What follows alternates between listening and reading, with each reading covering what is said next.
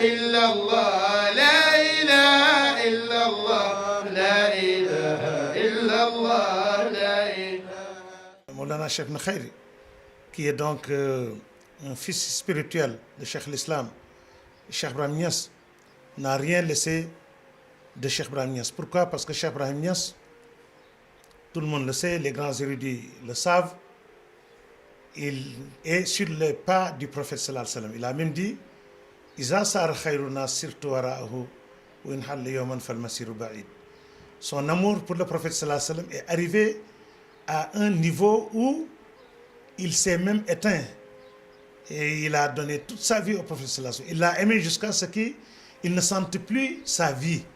Il vit dans la lumière du prophète Mohammed sallallahu alayhi wa sallam. Il le dit même وَلَوْ صَوَّرُونِي فِي الْحَقِيقَةِ لَمْ يَرَوْا سِوَى شَخْصٍ مَحْبُوبٍ بِهِ نَتَمَتَّعُ.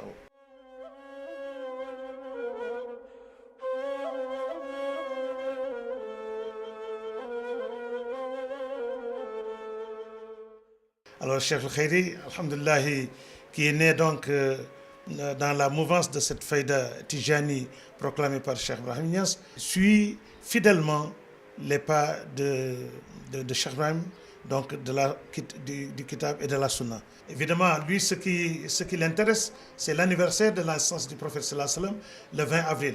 Nous aussi, les disciples, c'est ce qui nous intéresse, mais à travers maintenant, n'est-ce pas, la naissance du prophète sallallahu alayhi wa sallam, nous faisons aussi la ziyara à notre cheikh, parce que le Coran l'a dit, Ya ayyuhallazina amanu ittaqullah, a'udhu billahi minash shaitanir rajim, bismillahir rahmanir rahim, Ya ayyuhallazina amanu ittaqullah wabtaghu ilayhi wasilat.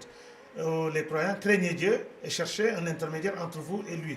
Donc, autant qu'il suit les pas de Cheikh Ibrahim Niass, qui suit les pas du prophète sallallahu alayhi wa sallam de Cheikh Ahmed Tidiane, nous aussi, nous suivons ces pas, en l'occurrence Maulana Cheikh Nakhairi.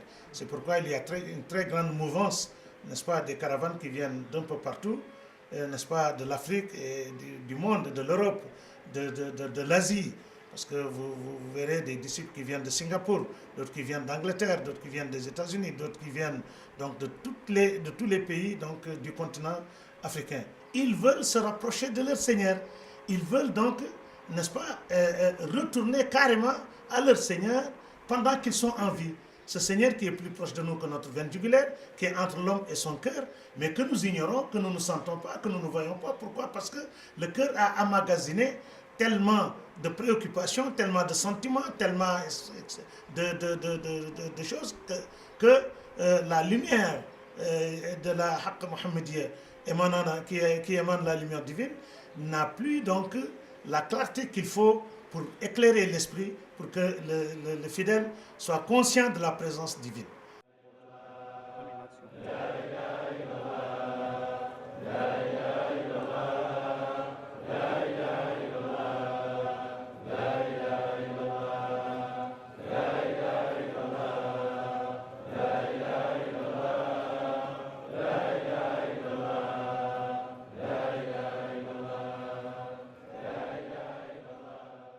Qu'il y a parmi les musulmans des fidèles qui font tout ce que Dieu a recommandé, qui s'abstiennent de tout ce qu'il a interdit, mais qui donc ont la soif de se rapprocher d'Allah. Dieu le dit, si le serviteur se rapproche de moi d'un empan, je me rapproche de lui d'une coudée. S'il se rapproche de moi d'une coudée, je me rapproche de lui d'une brasse. S'il vient vers moi en marchant, je viens vers lui en courant. Ça, c'est un autre hadith qudsi qui dit ce qu'il y a de plus agréable à moi chez mon serviteur, c'est le fait qu'il accomplisse les actes que je lui ai ordonnés, donc les fara'id. Mais il ne cesse de s'approcher à moi par de bonnes prières surrogatoires jusqu'à ce que je l'aime. Si je l'aime, dans une version je le deviens, dans une autre je deviens la vue avec laquelle il voit, lui avec laquelle il entend, les mains avec lesquelles il agit, les pieds avec lesquels il marche.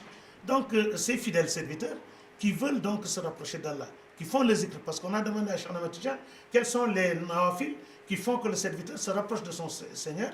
Il dit zikrullah ta'ala wa salatu ala nabi. Parce que tout acte que vous accomplissez, prière, jeûne, hajj et autres, c'est inscrit dans votre livre. Ne serait-ce que le poids d'un atome, vous le verrez parce que c'est inscrit. Mais maintenant, quand vous invoquez Allah, vous dites la ilaha illallah, vous dites Allah, Dieu n'a pas de place dans le livre. L'ange ne peut pas gérer Allah. Là, c'est Allah même qui intervient. C'est pourquoi le Coran vous dit, Faskurni askurkum. Invoquez-moi, je vous invoque.